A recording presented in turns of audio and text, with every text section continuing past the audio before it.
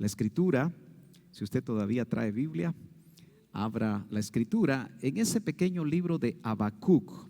Probablemente no está tan familiarizado dónde está Habacuc, pero está Miqueas, Nahum, Habacuc. Después de Habacuc está Sofonías. Realmente está muy cerca del final del Antiguo Testamento. Después de Habacuc usted solo encuentra Sofonías, Zacarías y Malaquías. Así que trate de ubicarse ahí en el capítulo 1 de este pequeñito libro de solamente 3 capítulos. Pero 3 capítulos que yo no sé si el Señor me va a permitir leerlos, porque lamentablemente la mayoría de cristianos solo leen la Biblia en el culto. Y si esa es su costumbre, quiero decirle que realmente va a ser muy difícil que usted conozca todo el consejo de Dios y que usted realmente esté al tanto de lo que Dios nos quiere hablar en nuestro corazón. Fíjese que este profeta, que no se sabe mucho de él, porque incluso en los inicios no se habla de su padre o de su abuelo como sucede en otros libros proféticos, sino que sencillamente dice la profecía 1:1 que vino al profeta Habacuc. Así que no hay más información acerca de este hombre, pero que obviamente se le reconoce como un profeta de Dios. Su nombre significa salvación o liberación. Y se cree que más o menos en el año 600 antes de Cristo fue que más o menos, porque no pueden ser exactos, se escribió este pequeño libro de apenas 3 capítulos. Uno podría hacer ciertas divisiones y obviamente uno encuentra muchos bosquejos acerca de cómo los estudiosos clasifican el mensaje, pero yo lo que creo es que en el capítulo 1, desde el verso 2 hasta el 4, el profeta presenta una queja sin ningún tipo de ambajes, sin ningún tipo de problemas. Él presenta una queja a Dios. Siendo un ministro de Dios, él está viviendo tiempos demasiado complicados en Israel, pero más específicamente en Judá, porque ya Israel, esas 10 tribus del norte habían sido llevadas desde el 722, estamos hablando de 122 años atrás, ya habían sido enjuiciadas y habían sido llevadas esas 10 tribus, habían sido llevadas a diferentes lugares a tal punto que hoy todavía se habla de las 10 tribus perdidas de Israel por juicio de parte de Dios. Pero por alguna razón, y creo que el hermano Marco nos hablaba un poco en el primer mensaje de esta mañana, y nos hablaba de que dentro de los 40, aunque él decía que son 43, pero él quiso mencionar 40 básicamente de los reyes de Judá, 9 de ellos realmente sirvieron a Dios conforme al plan de Dios, mientras que los otros reyes, usted puede leerlo y recordarlo, se portaban continuamente mal a tal punto que Israel en su capital Samaria fue destruido. Pasaron más de 100 años para que el Señor hiciera exactamente lo mismo con Judá. Este pequeño libro nos habla de un Dios que por supuesto ama a su pueblo, al pueblo que escogió, al pueblo que sacó de Egipto, que lo trajo con poder, con brazo extendido, como leemos nosotros en los primeros libros de la Biblia, especialmente en el libro de Éxodo. Pero también a muchos de nosotros los cristianos del siglo XXI se nos olvida que Dios no es solamente amor. Claro que es amor, pero también es fuego consumidor. Y me parece que muchos de nosotros perdemos mucho la perspectiva de cómo vivimos la vida cristiana, que va más allá de solamente venir a un templo un día domingo, sino que realmente involucra que nosotros establezcamos una relación vibrante con Dios que tiene consecuencias y tiene frutos y tiene propósitos en nuestra vida. Así que lo que está experimentando este profeta en Judá, cuya ciudad era Jerusalén, la Sión amada, es una situación que lo hace a él y por eso el tema es la honestidad de Habacuc. Muchos de nosotros los cristianos no somos honestos y me meto dentro de ese paquete. Muchas veces caminamos y vivimos vidas diferentes a las que presentamos en los templos. Por eso tenemos nosotros que hablar muy claramente en estos tiempos, aunque los hermanos se molesten, pero realmente yo no he tenido nunca compromiso con los hermanos, con los hombres, sino mi compromiso es con Dios. El día que yo tenga que cambiar el mensaje y tenga que acomodarlo para que los oyentes puedan recibirlo, ese día prefiero dejar de ministrar al Señor. Si yo no tengo la libertad de poder hablar lo que el Espíritu Santo está poniendo, por supuesto a través de la palabra escrita y dándonos el Espíritu de Dios la necesidad, mostrándonos la necesidad que hay en los ambientes, entonces sencillamente yo no podría continuar enseñando ni predicando la bendita palabra del Señor. Afortunadamente, cuando tuve que renunciar a una iglesia muy grande porque el mensaje iba a ser cambiado, no dudé ni un minuto en dejar esa iglesia de más de 2,000 miembros para tener la libertad de poder hablar la palabra como está escrita. Y yo tendría que volver a empezar, si eso fuera necesario, otra vez, donde la palabra como está escrita pueda ser predicada con toda libertad. ¿Por qué la honestidad de Habacuc? Porque Habacuc, aquí en estos 3 primeros versos, le habla a Dios con libertad. Muchos de nosotros, cuando enfrentamos situaciones difíciles, y quizá no tanto como las que estaba viviendo este siervo de Dios, religiosamente hablando, nos detenemos muchas veces para poder hablar directa y claramente con Dios. Y preferimos presentar una forma religiosa de acercarnos a Dios. Mas sin embargo, en nuestro corazón hay reclamos, en nuestro corazón hay quejas, en nuestro corazón hay, hermanos, situaciones que no podemos entender. Hoy en día muchos tienen que preguntarle al Señor muchas veces: Señor, ¿por qué te llevaste a ese ser querido que se acaba de ir? Señor, ¿por qué permitiste que un virus como el que está afectando a la población mundial también se llevara a mi papá, a mi mamá, a mi abuelo, o a mi hijo, o a mi primo, o a mi tío que tanto te servía? Y a veces aplicamos despropósitos a Dios. Mi pastor continuamente decía: no apliquemos despropósitos a Dios. Y eso no sucede cuando enfrentamos situaciones difíciles. El verso 2 dice, a través de una pregunta, y acuérdese que es Habacuc el que le está hablando al Señor con mucha honestidad, y le dice: ¿hasta cuándo, oh Jehová, clamaré y no oirás?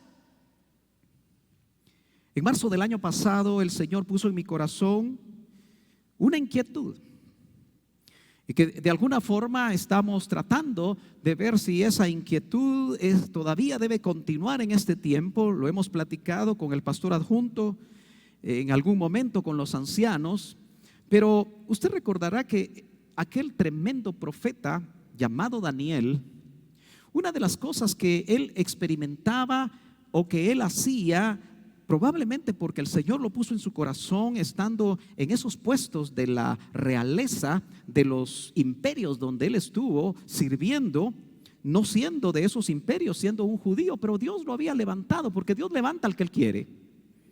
Y él dice la Biblia que oraba 3 veces al día, ¿se recuerda usted? Incluso lo hacía orientado hacia Jerusalén, como hoy lo hacen los musulmanes, orientados hacia la Meca. Por alguna razón él abría sus ventanas, oraba, y eso le ganó enemigos. Usted conoce bien todo lo que dice el texto bíblico, pero oraba 3 veces al día. Una de las cosas que yo he entendido, que nosotros los cristianos de este tiempo hemos perdido, es el orar. El poder estar comunicándonos con ese Dios en el que creemos y que es galardonador de los que le buscan. Y de alguna manera, esos encierros de los primeros meses del año pasado, de marzo en adelante, nos dio la oportunidad, cuando usted se recuerda que el toque de queda empezaba, o no sé si era toque de queda, pero teníamos que regresar a los hogares ¿a qué hora? A las 4 de la tarde, me parece, después a las 5, o no sé si empezó a las 3, ya ni me acuerdo. Pero entonces propuse a la congregación orar 3 veces al día, a las 10 de la mañana, a las 4 de la tarde y a las 9 de la noche. Y todos nos dábamos cuenta lo especial que era, quizá porque como no había otra cosa que hacer, tal vez estábamos recordando y había mucho temor, la necesidad de orar al Señor, de hablarle a su corazón. Y muchos se conectaban a las 10 de la mañana, otros se conectaban a las 4 de la tarde y otros a las 9 de la noche, lo que ahora ha decaído completamente. Y sabemos que Dios hizo milagros, pero también el Señor, a pesar de que oramos y oramos y oramos, se llevó personas amadas de esta congregación, familiares amados de familias de esta congregación. Y de otras congregaciones que también, al saber que nosotros estábamos intercediendo, ellos también pedían intercesión y hasta el día de hoy lo hacen. Nosotros también podríamos decir, al ser muy honestos con Dios, ¿hasta cuándo, oh Jehová, clamaré y no oirás? En algún momento eso puede estar como un grito que surge del profeta delante de Dios. Pero una cosa he aprendido: Dios no es nervioso. ¿Cuántos saben que Dios no es nervioso? Y que puede oír a sus hijos aún en la sinceridad de sus corazones. Y el profeta dice: y daré voces a ti a causa de la violencia, y no salvarás. Habacuc estaba viendo que Judá estaba siendo una ciudad que se había transformado en una tremenda violencia, no solamente entre ellos, sino que también porque estaban siendo asediados e iban a ser asediados por pueblos que los querían conquistar. Si usted tiene un poquito de cuidado, se dará cuenta que Jerusalén fue conquistado muchas veces, pero todo fue precisamente porque el pueblo de Dios, el escogido entre las naciones, aquel que llama la Biblia mi hijo eres tú, cuando le dice a Israel que es su hijo. Es interesante, hermano, darnos cuenta de eso. Y lamentablemente el ambiente era un ambiente realmente lleno de violencia. Dice el verso 3: ¿por qué me haces ver iniquidad y haces que vea molestia? Destrucción y violencia están delante de mí, y pleito y contienda se levantan. Por lo cual la ley, aquí está hablando de la ley civil, es debilitada, y el juicio no sale según la verdad. Por cuanto el impío asedia al justo, por eso sale torcida la justicia.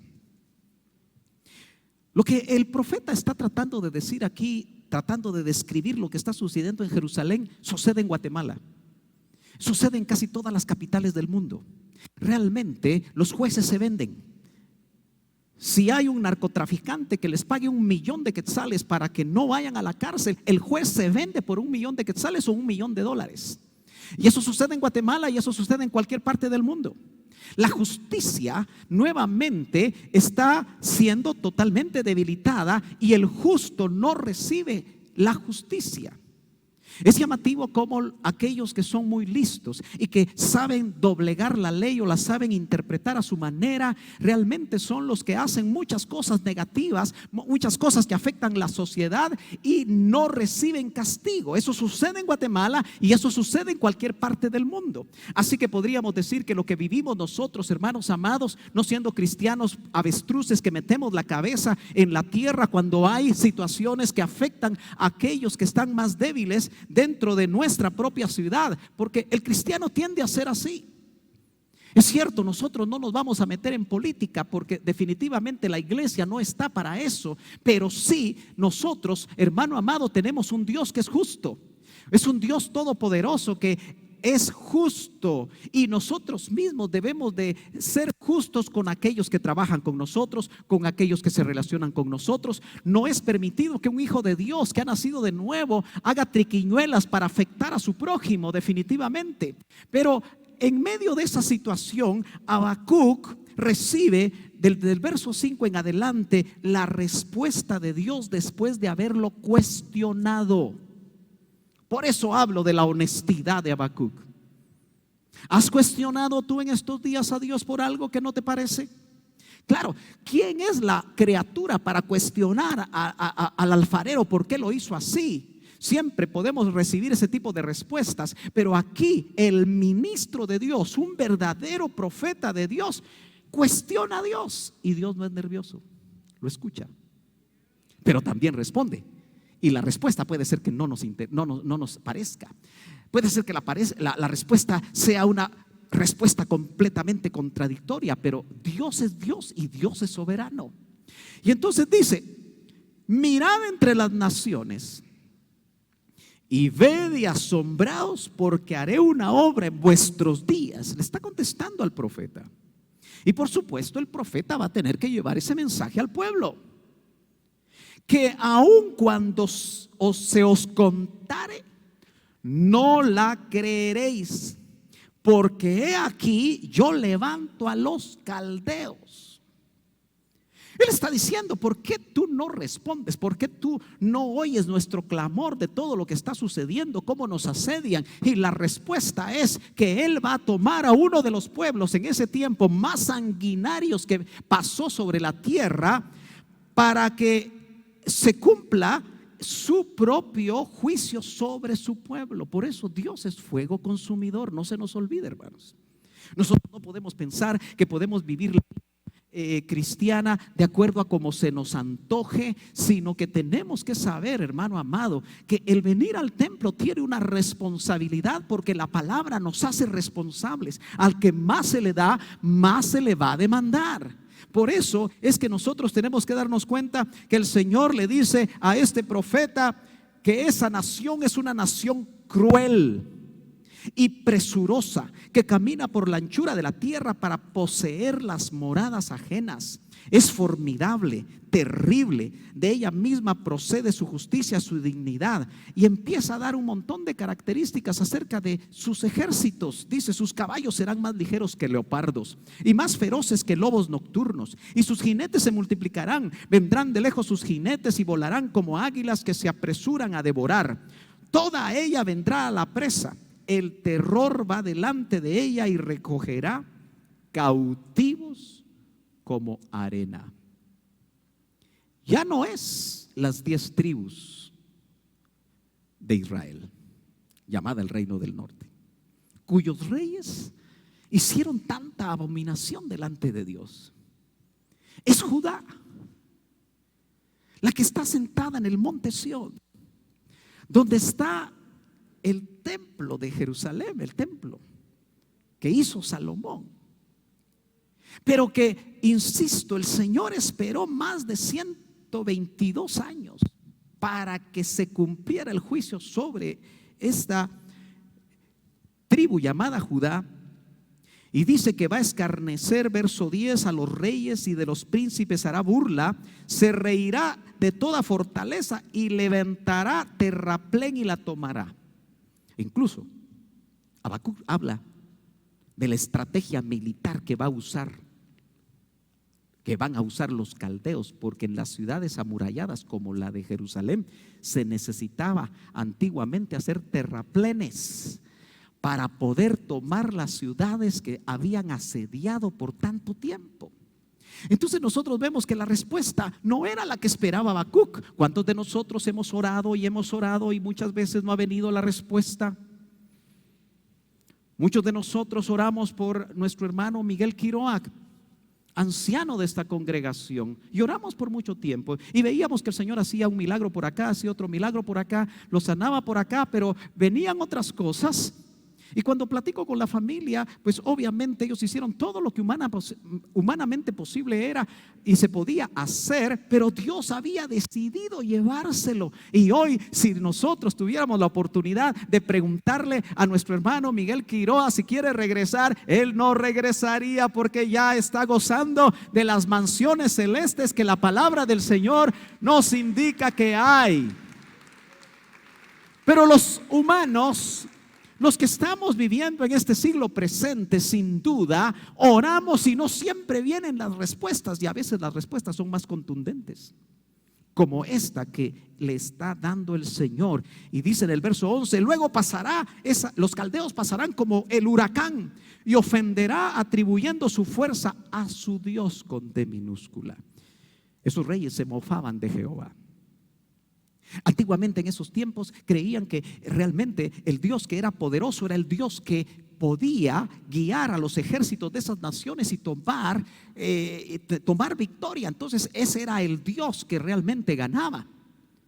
Por eso había frustración en el profeta, que sabía quién era Dios. Pero vemos nosotros en el verso 12 que dice: ¿no eres tú desde el principio, Jehová? Otra vez hay libertad de lo que está ahí en su corazón. Y le dice: ¿no eres tú desde el principio, oh Jehová, Dios mío, santo mío? No moriremos, oh Jehová, para juicio lo pusiste, y tú, oh roca, lo fundaste para castigar. ¿Se da cuenta usted el concepto que está manejando Habacuc acerca de quién es Dios? Y que muchas veces nosotros, por no leer estos libros que a veces parecen aburridos porque están en el Antiguo Testamento, pero indudablemente tienen palabra de Dios, y al ser libros proféticos hay muchas cosas que todavía están por cumplirse y nosotros tenemos que conocerlas.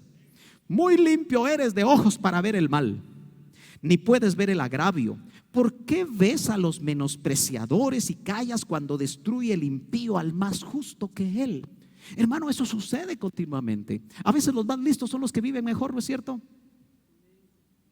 Por eso leemos nosotros en el Salmo 73, si no estoy mal, un salmo que no es de David, sino que es un salmo de Asaf, que Asaf también con mucha libertad le habla a Dios y le dice: mis pies estuvieron a punto de resbalar cuando vi la prosperidad del impío.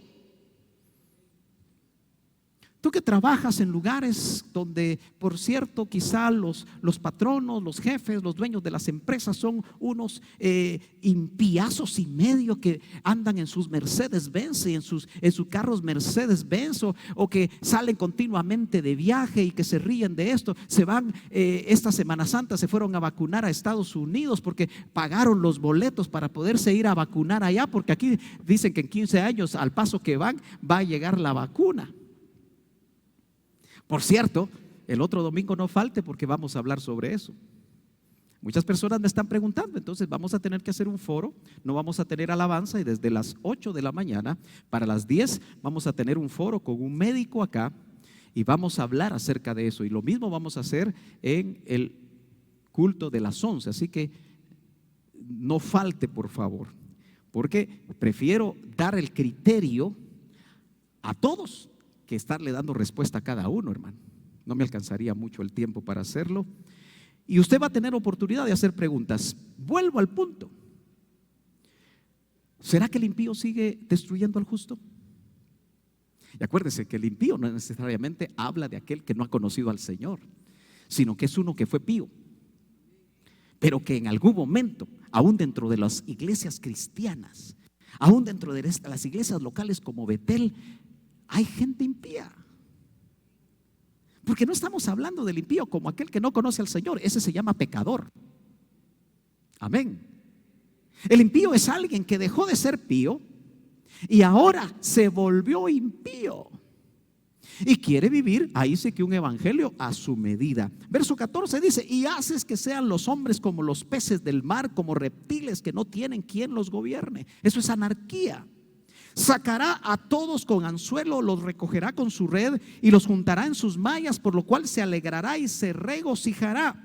Por esto hará sacrificios a su red y ofrecerá sahumerios a sus mallas, porque con ellas engordó su porción y engrasó su comida. Vaciará por eso su red y no tendrá piedad de aniquilar naciones continuamente. Hablaba con libertad. Ante lo que oía de Dios, el profeta hablaba con Dios. Y por eso le digo, Dios no es nervioso. El Señor no le dijo: mira, Habacuc, deja de estarme hablando así porque voy a mandar un rayo y te voy a destruir. ¿Aló? No pasó. Dios lo escuchó. Ahora, no le estoy dando permiso para que usted le falte el respeto a Dios. Solo le estoy diciendo que sea honesto con Dios. Abra su corazón. Cuando usted vaya ante Dios, abra su corazón. acerca de lo que está sucediendo a su alrededor, acerca de lo que está aconteciendo, y escuche lo que el Señor tiene, porque puede ser que el Señor, así como le está hablando al profeta, también le hable a usted. En el capítulo 2, que ni cuenta se dio que ya lo leímos, y por lo menos ahora usted puede apuntar, leído capítulo 1 de Habacuc. Ya se leyó un capítulo usted esta mañana. Aleluya, gloria a Dios.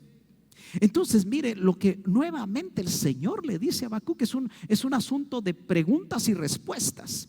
Sobre mi guarda estaré, dice Dios, y sobre la fortaleza afirmaré el pie, y velaré para ver lo que se me dirá y que he de responder tocante a mi queja. Es interesante que aquí todavía el profeta está hablando, porque está hablando él de su queja. Y entonces es en el verso número 2 del capítulo 2 que dice: y Jehová respondió y dijo. Hey, Habacuc. Él escribe 600 años antes de Cristo. Estamos hablando de algo que fue escrito hace 2600 años. ¿Será que es importante para nosotros hoy? Esto es palabra de Dios. Los amenes no muy convencidos, pero esto es palabra de Dios. Y le dice al profeta: escribe la visión. Eso quiere decir que sí había forma de escritura en ese tiempo. Y declarará en tablas para que corra, y el que leyere en ella, dice, para que corra el que leyere en ella. Dios quería dejar un testimonio escrito, así como le dijo a Moisés que escribiera en un libro las cosas que aparecen ahí en los primeros 5 libros de la Biblia, que los judíos le llaman la Torá. Muchos no creen que Moisés escribió el Génesis, ni Éxodo, ni Levítico, ni Números, ni Deuteronomio. Son miembros de la llamada y famosa crítica textual, que dicen un montón de tonterías a la larga basados en lo que ellos consideran la ciencia, pero que realmente lo que les falta es la revelación. Por eso cuando usted estudia la palabra, son herramientas que le van a servir, pero nunca el estudio de la palabra, teológicamente hablando, va a suplir la revelación. Por eso nosotros, hermanos amados, tenemos que meternos en el secreto de Dios para que Él hable de una manera personal a nuestras vidas. Dice: aunque la visión tardara, aún por un tiempo, más se apresura hacia el fin y no mentirá. Aunque tardare, espéralo, porque sin duda vendrá, no tardará. Lo que le está diciendo Dios a Habacuc es que lo que Él le está mostrando se va a cumplir. Y realmente la historia nos indica que se cumplió. Fíjese que en el verso 4 de ese capítulo 2, dentro de este contexto aparece una frase que el perito arquitecto de la iglesia toma literal y la coloca en el libro de Romanos capítulo 1 y verso 17. Luego la coloca en el capítulo 3 de Gálatas verso 11, y finalmente el autor de Hebreos, para mí sigue siendo el mismo apóstol Pablo, la coloca como una tercera vez en la epístola a los Hebreos capítulo 10 y verso 38. Es tan impactante que forma parte realmente del Nuevo Testamento, pero es Habacuc, 600 años antes de Cristo, que la recibe. Dice: he aquí que aquel cuya alma no es recta se enorgullece. Aquí está hablando Dios. Y lo cierto es que en el capítulo 2, lo que le está revelando al profeta es que aquellos que son el instrumento del juicio contra Judá y que van a hacer cosas terribles contra el pueblo de Dios por juicio y disciplina de Dios a su pueblo, también van a tener su propio juicio. No sé si me estoy dando a entender. Y en eso encuentra algún tipo de esperanza el profeta, de saber que ese pueblo terrible, sanguinario, y que él podía ver lo que venía, iban a tener su propio castigo. Y la historia nos indica que ese castigo iba. Pero vuelvo al punto del verso 4.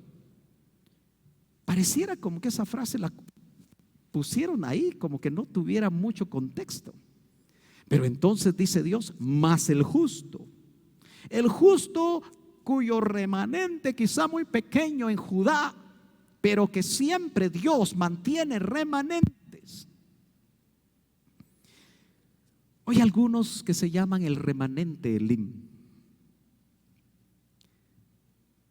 y tal vez son un remanente, pero muchos de ustedes yo los conocí llegando los domingos al Elim Central, y quizá los martes, los viernes.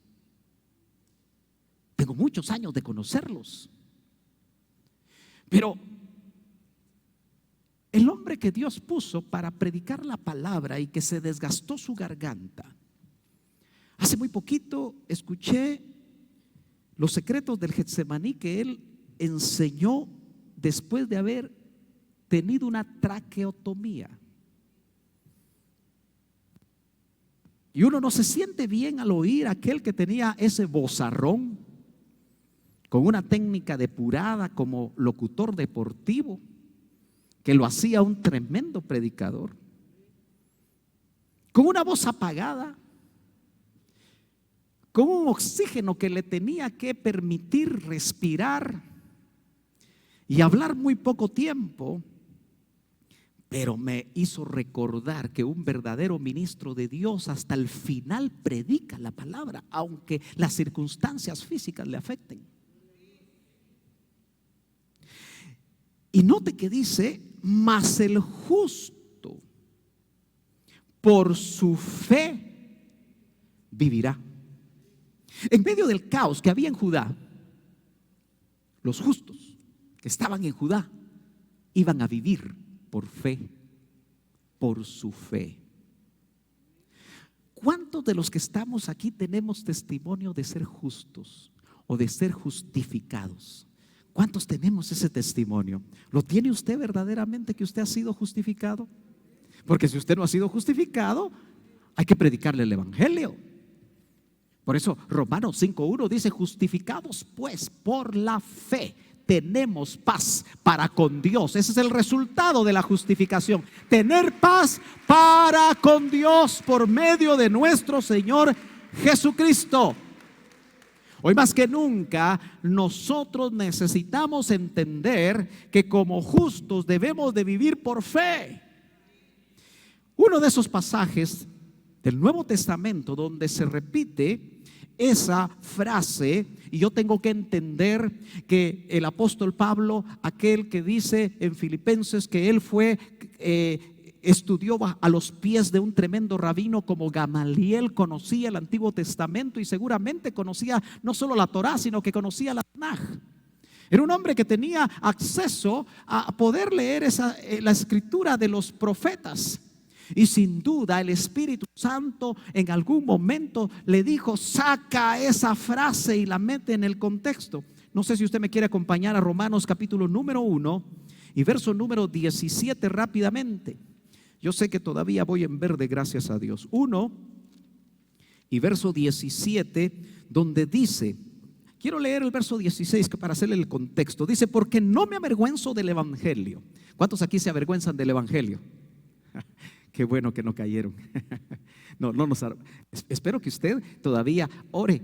Si va a un restaurante, siempre tenga cuidado, ¿verdad? Pero muchos ahora se quitan la mascarilla, se comen, no saben ni quién está a la par, pero ahí están comiendo y tienen fe, ¿verdad? Me imagino yo. Pero lo cierto es que todavía ora usted en un restaurante o le da pena. Es que eso es religioso usted. Pero si a veces eso es lo único que hacemos. No nos da tiempo para hacer otra cosa y tener por lo menos una media hora en la mañana o en la noche para orar y buscar la presencia del Señor. Dice, no me avergüenzo del evangelio porque es poder de Dios para salvación a todo aquel que cree, al judío primeramente y también al griego, porque en el evangelio, note bien, la justicia de Dios se revela por fe y para fe, mas el justo por la fe vivirá.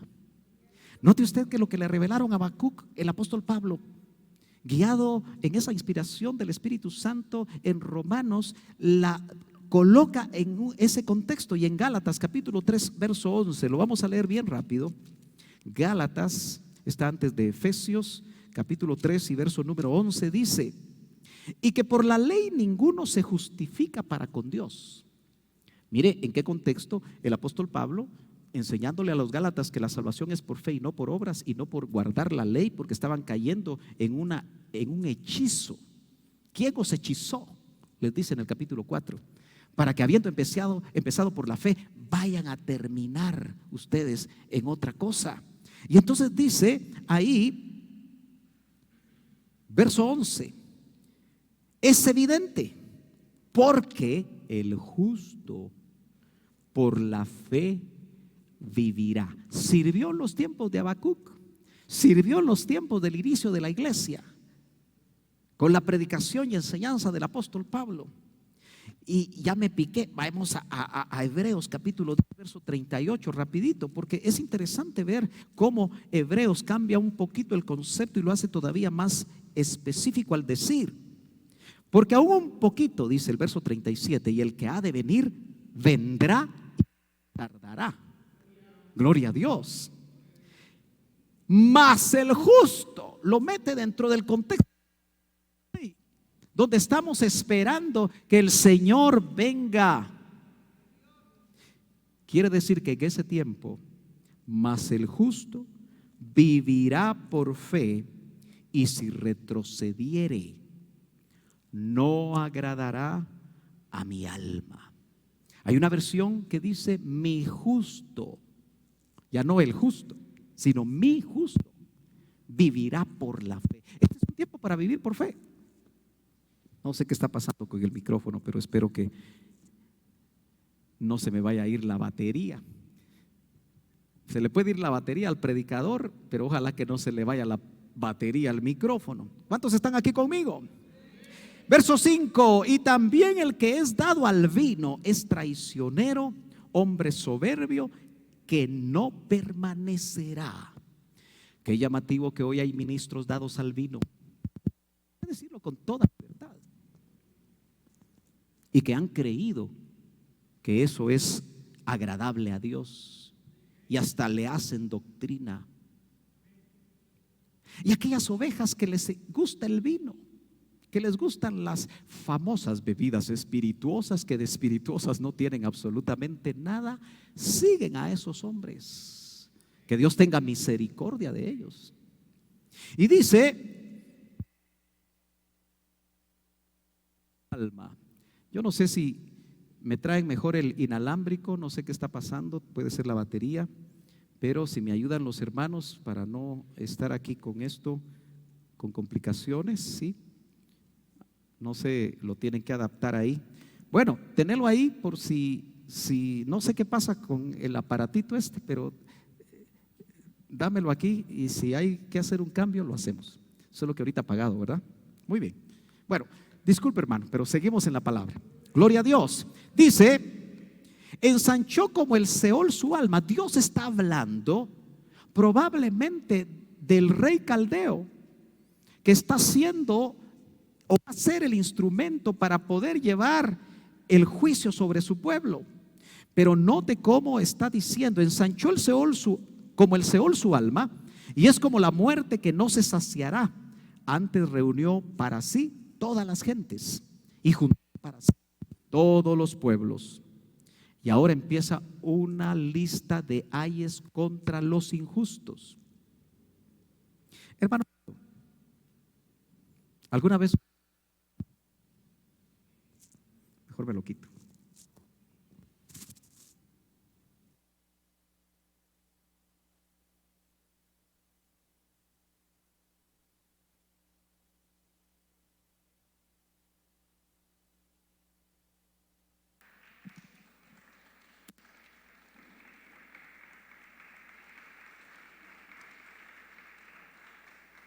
Gloria a Dios. Bueno, ahí se va a escuchar mejor, ¿verdad? Bueno, note que dice, no, verso 6, no han de levantar todos estos refrán sobre él. Aquí es Dios hablando lo que viene sobre aquel que es su instrumento para enjuiciar a su pueblo, pero que Dios tarde o temprano lo va a enjuiciar a él. Eso significa que con Dios, hermano, lo que hacemos mal, tarde o temprano Él nos va a llamar a cuenta. Por eso yo ayer compartía con algunos jóvenes y les leía Eclesiastés capítulo 12, donde dice: joven, haz todo lo que te venga en gana. Estoy parafraseando, pero sabe que Dios te llamará a cuenta. ¿Cuántos han leído ese pasaje? Uno puede hacer todo lo que quiera, puede tener su propia filosofía cristiana, puede ser parte de aquellas iglesias que ahora transmiten un evangelio light, donde todo es válido. Pero un día, como dice Eclesiastés, Dios llamará a ese joven o a esa señorita a cuenta. Note lo que el Señor le va a decir ahora. Dice: ay del que multiplicó lo que no era suyo. Ese es un principio que se puede aplicar para aquel que está multiplicando lo que no es suyo. ¿Aló? ¿Hasta cuándo había de acumular sobre sí prenda tras prenda? ¿No se levantarán de repente tus deudores y se despertarán los que te harán temblar y serás despojado para ellos? En este caso, los caldeos fueron despojados por los babilonios. Por cuanto tú has despojado a muchas naciones, todos los otros pueblos te despojarán. Eso se cumple cuando Nínive, la capital de los caldeos, es arrasada. ¿Se acuerda que Jonás no quería ir a Nínive porque él tenía la idea de que Dios siempre perdonaba al que se arrepentía? Y mejor se fue a Tarsis, agarró su boleto para irse a Tarsis y el Señor lo mandó en un trato hasta el mero Seol. Jonás murió en el vientre de ese pez y clamó desde las profundidades del Seol, un lugar intermedio. Pero eso es para los miércoles. Aleluya, gloria a Dios. Y Dios perdonó a Nínive, solo que llegó el tiempo cuando Nínive fue completamente arrasada por los babilonios. La famosa cabeza de oro de la estatua de Nabucodonosor, ¿se acuerda usted? Vemos cómo había continuo cambio de imperios. Pero Dios le está hablando a los caldeos. Verso 9: ay del que codicia injusta ganancia para su casa. Hermano amado, ¿usted cree en la ley de la oferta y la demanda? ¿Aló? ¡Ey! El que comercia, ¿cómo comercia? El Hijo de Dios, que es comerciante, ¿se manda con la ganancia? Al fin y al cabo, ¿es la ley de la oferta y la demanda o es justo en lo que gana? ¿Aló? Ay, hermano, por eso no me gustan los libros del Antiguo Testamento, porque son muy legalistas. Este es el corazón de Dios. ¿Aló? ¿O no? Bueno, yo leo en la Biblia que la ley de Cristo es todavía más fuerte que la ley mosaica. Sigo leyendo. Dice: tomaste consejo vergonzoso para tu casa, asolaste muchos pueblos y has pecado contra tu vida, porque la piedra clamará desde el muro y la tabla del enmaderado le responderá. Qué gráfica tan interesante. Ay del que edifica la ciudad con sangre. Muchos de esos imperios edificaron sus propias ciudades con sangre. Y del que funda una ciudad con iniquidad. Pero contemporáneamente eso también sucede. Y muchas veces la iglesia está quieta y acomodada. ¿No es esto de Jehová de los ejércitos? Los pueblos pues trabajarán para el fuego y las naciones se fatigarán en vano. Porque la tierra será llena del conocimiento de la gloria de Jehová, como las aguas cubren el mar. Letra de un canto. Como las aguas cubren el mar. ¿Se acuerdan? No se acuerda. Dice, ay del que da de beber a su prójimo. ¿Cómo pagarán los ministros que invitan a sus ovejas a beber? ¿Cómo pagarán si los han hecho volver como la cochinita vuelve a su vómito? ¿Cómo pagarán si no se arrepienten? Ay de ti, dice, que le acercas tu hiel y le embriagas para mirar su desnudez. Terribles pecados que ahora se ven dentro de las iglesias. Te has llenado de deshonra más que de honra. Bebe tú también y serás descubierto. El cáliz de la mano derecha de Jehová vendrá hasta ti, y vómito de afrenta sobre tu gloria. Porque la rapiña del Líbano caerá sobre ti, y la destrucción de las fieras te quebrantará, a causa de la sangre de los hombres y del robo de la tierra, de las ciudades y de todos los que en ellas habitaban. Yo sé que algunos ya están aburridos de que yo solo lea, pero es bueno que lea, porque usted hoy se va a ir con 3 capítulos. Amén. Ya me pusieron el amarillo. ¿De qué sirve? Verso 18. ¿Qué pregunta más tremenda de parte de Dios? Que barre con la idolatría. A veces aquellos predicadores que están en los parques o en los mercados usan estos versos, a veces no tan dentro de sus contextos, para atacar a aquellos que tienen ídolos en sus casas. Pero viene de aquí, y realmente el Señor está hablando de esos pueblos que lo que hacían era dioses esculpidos o fundidos. Y les dice: ¿de qué sirve la escultura que esculpió el que la hizo? La estatua de fundición que enseña mentira, para que haciendo imágenes mudas confíe el hacedor en su obra. Es de lo más ridículo que aquel que diseña y funde una escultura después crea que es su Dios. Eso es lo que está tratando de desnudar Dios. Ay del que dice al palo, madera. El que lea entienda, y el que tenga oídos para oír, oiga. Ay del que dice al palo, despiértate, y a la piedra muda, levántate, porque ¿podrá él enseñar? He aquí está cubierto de oro y plata, y no hay espíritu dentro de él. Un ataque directo y certero a la idolatría. ¿Aló? A veces los cristianos todavía guardan sus imágenes de bulto porque eran de la abuelita. Ay, la abuelita. Y no saben que lo que están dejando en su casa son vectores de espíritus inmundos o demonios. ¿Aló? Así que ojalá que usted no tenga nada guardado en el baúl de la abuelita, aunque no hayan amenes. Mas Jehová, así termina el capítulo 2, está en su trono. El contraste de los ídolos mudos. Mas Jehová está en su santo templo. Calle delante de él toda la tierra. Esto lo usaban muy mal aquellos que, siendo tradicionales, querían que en los cultos ni siquiera se oyera el zumbido de una mosca. Yo crecí ahí. Una vez me dijo el doctor: ¿y creciste? Dije. Pero Dios hizo su obra que tenía que hacer ahí. Pero después me llevó a Elim. Amén. Pero en muchos de estos templos ponen ese verso: Jehová está en su templo, calle delante de él toda la tierra. Y eso es bueno cuando los hermanos se les olvida que están en la casa de Dios y se ponen a cuchichear por cualquier tontera. Todo aquel que ha predicado en un púlpito sabe que cuando uno mira a las personas hablar, uno se desconcentra. Y usted tiene que saberlo. Y si está oyendo palabra de Dios, usted tiene que ser cuidadoso y fervoroso, aunque no hayan amenes. ¿Qué es más importante que oír la palabra del Señor? Mira, ¿vamos a Campero o vamos a Pollo Brujo? Que el Señor reprenda.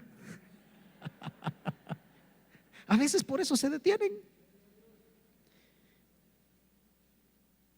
Aquellos lugares donde no se oye el zumbido de una mosca porque todos están durmiendo, usan mal ese texto, porque el contraste es que así como estos se hacen sus propios ídolos, Jehová, el único, Dios verdadero. Oye Israel, Jehová tu Dios, uno es. El famoso Shema judío. Mas Jehová está en su templo. Y ahí sí que al tener ese encuentro con Él, cae delante de Él toda la tierra. Termino. Capítulo 3. ¿Sabe usted que el capítulo 3 es un salmo? Es un salmo que se lo dieron al profeta. Por eso en sus Biblias generalmente dice oración del profeta Habacuc sobre Sigionot. ¿Así dice su Biblia?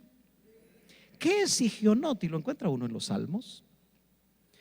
Sigionot era el plural de la nota musical hebrea sigayón, que significa que ese salmo debía ser tocado con instrumentos de cuerda, como dice al final también en algunas Biblias, así como debían de ser cantados los salmos para adorar al Señor, pero había que hacerlo con vehemencia y júbilo, mucha algarabía y gozo.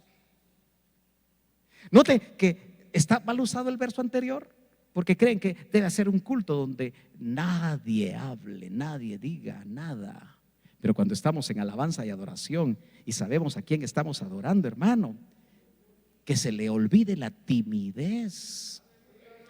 Mire, tener tapaboca no significa que usted no mueva los pies, que usted no levante las manos y que usted no haga algarabía delante de la presencia de Dios. A ver qué hago yo con el reloj. Pero el domingo pasado me mandé y ahora me voy a mandar unos 5 minutos o 10. Dice, oración del profeta Habacuc sobre Sigionot. O sea que esto debe ser leído con vehemencia, con pasión, con júbilo, con gozo, porque esto es lo que recibió al final Habacuc por la respuesta de Dios, que aquellos que iban a enjuiciar, iban a matar al pueblo de Judá, que eran terribles, y no sabía porque Dios los había escogido. Tal vez él hubiera querido un ejército consagrado, ¿verdad? Pero en realidad ese era el instrumento del juicio de Dios. Pero ya había oído cuál era el final de ellos, como Asaf. Mis pies estuvieron a punto de resbalar cuando vi la prosperidad del impío, hasta que conocí el fin de ellos. Porque el fin de los impíos tarde o temprano viene. Así que no nos descuidemos, hermanos amados. Leo: oh Jehová, he oído tu palabra y temí. Oh Jehová, aviva tu obra en medio de los tiempos. En medio de los tiempos, hazla conocer. Este es un tiempo para que la iglesia del Señor se avive. Este es un tiempo para que la iglesia del Señor pierda el miedo. Este es un tiempo para que la iglesia del Señor oiga la voz del Espíritu y sea lleno del Espíritu Santo y se muevan los dones. Aleluya. Dicen amén, hermanos.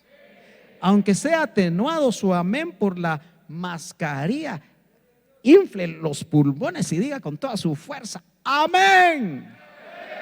Gloria a Dios.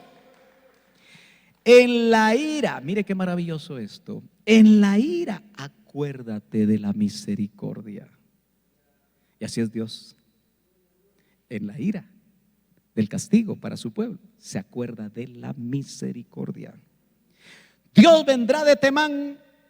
¿Dónde es Temán? Es Edom, al sur de donde estaba Jerusalén.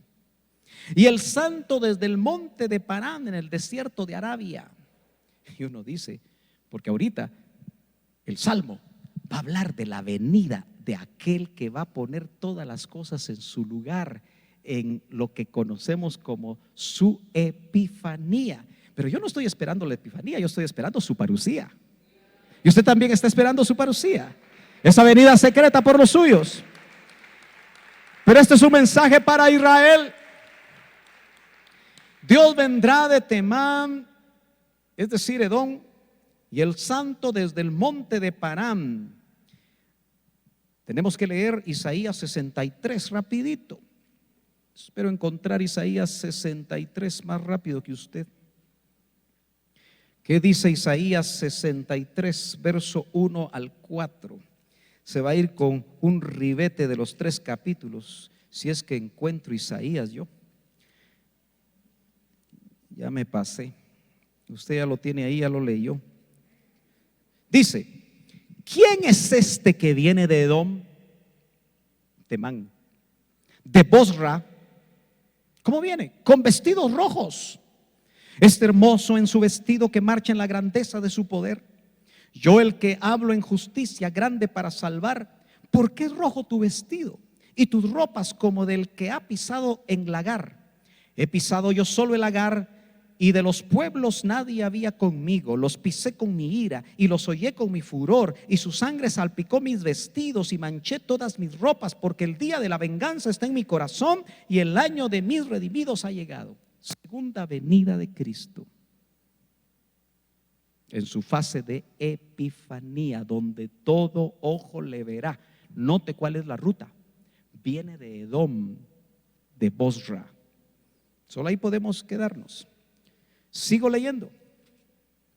Su gloria, Habacuc capítulo 3 verso 3, cubrió los cielos. ¿Cuántos esperamos que su gloria cubra los cielos? Pero cuando Él cubra los cielos, ya viene casado, ya no más en burriquita, ahora viene en caballo blanco, manchando sus vestidos. Dios no está jugando ni va a jugar con las naciones. Y la tierra se llenó de su alabanza. Otro canto. Y el resplandor fue como la luz. Rayos brillantes salían de su mano, y ahí estaba escondido su poder. ¿Por qué resplandor? Porque eso es epifanía. Fan es luz, epi, todo alrededor de Él es luz. Epifanía. Delante de su rostro iba mortandad, y a sus pies salían carbones encendidos. Se levantó y midió la tierra, miró e hizo temblar las gentes. Los montes antiguos fueron desmenuzados, los collados antiguos se humillaron. Sus caminos son eternos, aleluya. He visto las tiendas de Cusán, Arabia, en aflicción. Las tiendas de la tierra de Madián temblaron. ¿Te airaste, oh Jehová, contra los ríos? ¿Contra los ríos te airaste? ¿Fue tu ira contra el mar? Cuando montaste en tus caballos y en tus carros de victoria, se descubrió enteramente tu arco. Los juramentos a las tribus fueron palabra segura. Hendiste la tierra con ríos. Te vieron y tuvieron temor los montes. Pasó la inundación de las aguas. El abismo dio su voz. A lo alto alzó sus manos. Nota que son características y señales escatológicas. Mire lo que dice el 11. El sol y la luna se pararon en su lugar. A la luz de tus saetas anduvieron, y al resplandor de tu fulgente lanza. Con ira hollaste la tierra, con furor trillaste las naciones. Saliste para socorrer a tu pueblo, para socorrer a tu ungido, Israel. Traspasaste la cabeza de la casa del impío, descubriendo el cimiento hasta la roca. Ese es Dios. Qué revelación más tremenda la que recibe Habacuc de quién es Dios. Por eso, insisto, Dios no solo es Dios de amor, también trae juicio. Muchos están pensando que cuando Él venga no los va a dejar. Pero si estamos mal, mis hermanos, si nuestras prioridades no están bien, si nosotros no hemos dado la estatura, si no somos más que vencedores, si no hemos buscado la santidad, nos vamos a quedar, hermanos. Termino. Qué bueno, van a decir ustedes. Horadaste con sus propios dardos las cabezas de sus guerreros, que como tempestad acometieron para dispersarme. Ese es el canto de victoria de Habacuc sobre aquellos que iban a tener que ser vencidos, cuyo regocijo era como devorar al pobre encubiertamente. Caminaste en el mar con tus caballos sobre la mole de las grandes aguas. Oí y se conmovieron mis entrañas. A la voz temblaron mis labios. Pudrición entró en mis huesos, y dentro de mí me estremecí. Si bien estaré quieto en el día de la angustia, cuando suba al pueblo que lo invadirá con sus tropas. Los últimos versos son muy conocidos y aplicables para nosotros en este tiempo. Tiempos de incertidumbre, tiempos de necesidad, tiempos de situaciones complicadas para los hijos de Dios, pero el tiempo de su venida está llegando. ¿Cuántos tienen testimonio de eso? Gloria a Dios. Aunque la higuera no florezca, ni en las vides haya frutos, aunque falte el producto del olivo, el aceite, el vino y los higos, hablaban de la prosperidad de Israel. Un pueblo evidentemente agrícola. Pero está diciendo, aunque ya no tenga lo que más amo, aunque ya no me vaya 2 veces de vacaciones a Miami, aunque no cambie mi carro, aunque no construya una casa más grande, aunque todo parezca difícil en el plano económico, dice, y los labrados no den mantenimiento y las ovejas sean quitadas de la majada y no haya vacas en los corrales. Hermano amado, mi pastor en una ocasión, mi esposa es testiga, los hijos del doctor Ríos también, en una casa donde hacíamos un discipulado los viernes, sus últimos años de vida, y donde él dejaba la iglesia grandota de más de 3,000 gente los viernes por discipular a 20 personas en una casa. Y yo le preguntaba, hermano Otto, ¿y usted por qué está dejando tanta gente ahí? ¿Sabe qué me respondía? Es tiempo de discipular. Así me decía. Por eso, Iglesia de Cristo Betel, ministerio en casa, se enfatiza el discipulado. Y esperamos el momento donde los discipulados ya no sean virtuales, sino presenciales.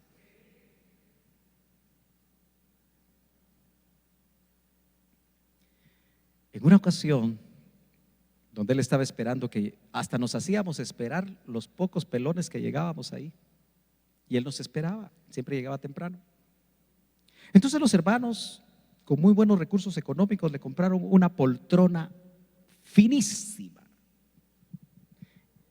Y como a él se le hinchaban un poco sus pies, lo ponían sobre sus pies, le quitaban sus zapatos y ahí estaba él descansando. Y en una ocasión se me quedó viendo y me dijo, ¿quién en la comodidad se consagra? Me dijo. Indicándome que uno de los grandes problemas que tenemos los hijos de Dios cuando hay prosperidad económica, y no estoy predicando un evangelio de pobreza, solo estoy hablando de dónde está tu corazón, hermano. Ahora se ha encontrado, mira, es cierto, la pandemia a unos los está haciendo pobres, pero a otros los está haciendo ricos. ¿Cierto? Pero yo te pregunto, ¿será que la iglesia novia va a tener que experimentar lo que dice aquí cuando Él venga? ¿Será que la iglesia novia, por lo menos aunque haya recursos, ya su corazón no está en ellos? Termino. Y no haya vacas en los corrales. Eso le iba a pasar a Judá por el juicio que estaba viniendo. Pero viene, hermano, los últimos versos de victoria que ojalá, si tú estás pasando lo que aquí está diciendo, puedas decir junto con el profeta, con todo, enfermedad, incertidumbre, problemas económicos, pone ahí todos tus problemas. Yo le voy a poner los míos. Yo me alegraré en Jehová. ¿Dónde están los hijos de Dios que se alegran en Jehová? ¿Se alegra usted en Jehová? Por eso se cantaba, los hijos de Sión se alegran en su rey, alaban su nombre con danza, con pandero y danza, cantan alabanzas a Él. Aleluya, aleluya, aleluya, amén. Aleluya, aleluya, aleluya, amén. A veces agarro unas notas que no logro llegar. Termino y lo cantamos y nos vamos. Dice, y me gozaré en el Dios de mi salvación, hermano. Esto está en un contexto terrible para el pueblo de Dios, pero se aplica a nosotros hoy, porque no sabemos qué es lo que viene. Por eso dice la Biblia que el gozo del Señor es ¿qué? Nuestra fortaleza. Aleluya. Por eso dice el 19, Jehová el Señor es mi fortaleza, el cual hace mis pies como de ciervas. Es cierva con C porque habla de aquellos animalitos que aprenden a caminar en los escarpados caminos de las grandes montañas rocosas, tan peculiares y tan normales en Jerusalén. Y en mis alturas, hermano amado, la altura tuya no es la altura del que está sentado a la par tuya. Nunca te compares. Por eso dice, y en mis alturas. La altura que Dios te quiere dar a ti puede ser mucho más grande que la altura de aquel con que te estás comparando. Y quizás estás tratando de alcanzar la altura de aquel y no alcanzas la tuya, que puede ser mayor. Por eso dice, mis alturas, Dios me ha dado pies de sierva. Significa que por escarpado y difícil que sea el camino, porque al final la novia aprenderá a cruzar en el camino angosto, tan angosto que solo el que ha tenido y ha recibido pies de siervas en lugares altos aprenderá a cantar o andar, mejor dicho, en sus propias alturas. Nota, los hijos de Sión, esa no te la sabes. ¿O sí se la sabe? ¿Sí? Más o menos, dice. Bueno, a ver si le agarro yo la tonalidad. ¿Dónde está el director de hoy? Ayúdame, director, por favor, para que agarras la nota. Usted se pone de pie y vamos a cantar ese canto antiguo, pero lleno de bendición. Los hijos de Sión, ahí estamos, se alegran en su rey, alaban su nombre con danza, con panderos y danzas, cantan alabanzas a Él. Aleluya, aleluya, aleluya, amén. Aleluya, aleluya, aleluya, amén. Los hijos de Sión se alegran en su rey, alaban su nombre con danza, hey, con pandero y arpas, cantan alabanzas a Él. Los hijos, aleluya, aleluya, aleluya, amén. Aleluya, aleluya, aleluya, amén. Los hijos de Sión se alegran en su rey, alaban su nombre con danza, hey, con pandero y arpas, cantan alabanzas a Él. Aleluya, aleluya, aleluya, amén.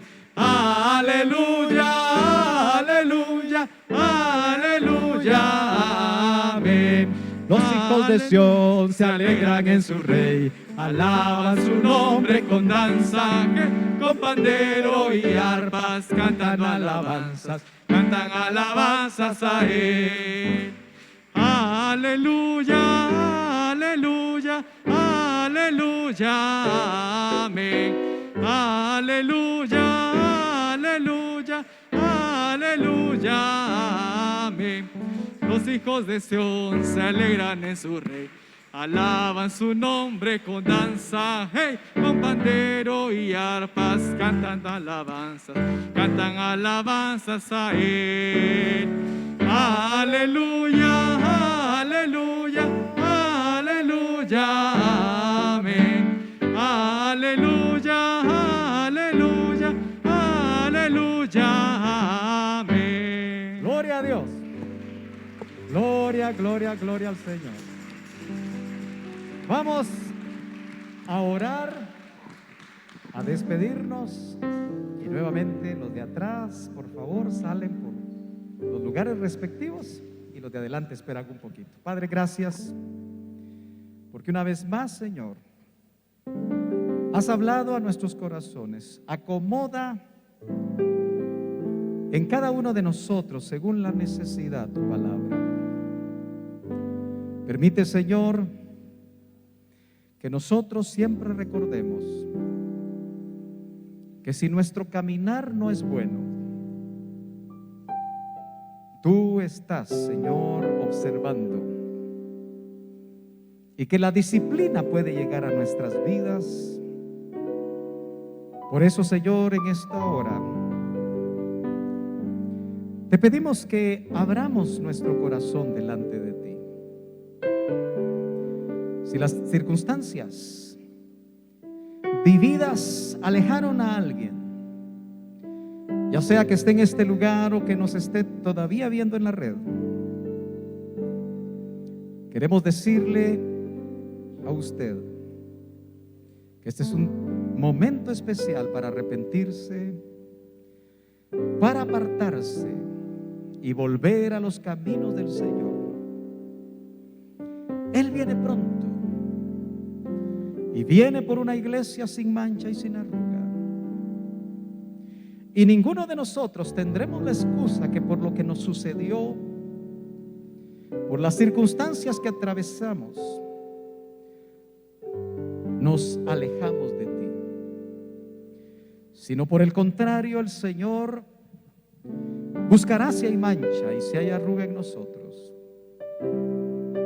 Y por eso, Padre, en medio de toda circunstancia, yo te pido que el gozo tuyo no se vaya de nosotros, sino que por el contrario, Señor, en casa, en el trabajo, cuando se maneja el vehículo, nosotros podamos alabar y bendecir tu precioso nombre, sabiendo, Padre, que tú nos darás en cualquier circunstancia los pies de siervas para caminar en lugares altos de acuerdo a nuestras propias alturas. Bendice cada familia, Señor. Provea su necesidad, tú que conoces esas necesidades. Pon tu mano de sanidad en los que están enfermos. Y Señor, te suplicamos que haya paz en el corazón, que el perfecto amor eche fuera todo temor ante lo que se escucha y ante lo que se ve, Señor, en los medios. Tus hijos podamos discernir y saber que estamos en el hueco de tu mano, protegidos según tu plan. En el nombre de Jesús, amén y amén. Gloria a Dios, gloria al Señor, aleluya.